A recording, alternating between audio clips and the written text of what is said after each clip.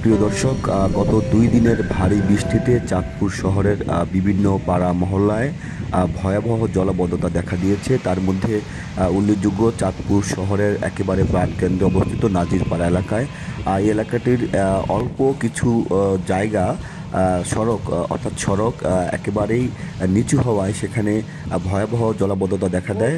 স্থানীয়দের দাবি হচ্ছে এই রাস্তাগুলো যদি কিছুটা উঁচু করে দেওয়া হয় তাহলে এই এলাকাগুলোতে জলাবদ্ধতা থাকবে না এবং মানুষের যে দুর্ভোগ সেটি কিছুটা লাঘব হবে বলে সাধারণ মানুষ মনে করছেন। আমরা চাঁদপুর শহরের বেশ কয়েকটি এলাকা ঘুরে ঘুরে দেখেছি যে গত কয়েকদিনে ভারী বর্ষণে বেশ কয়েকটি এলাকায় ভয়াবহ জলাবদ্ধতা দেখা দিয়েছে। এসব এলাকার মানুষ বেশ ভোগান্তির মধ্যে রয়েছে বলে তারা আমাদেরকে জানিয়েছেন।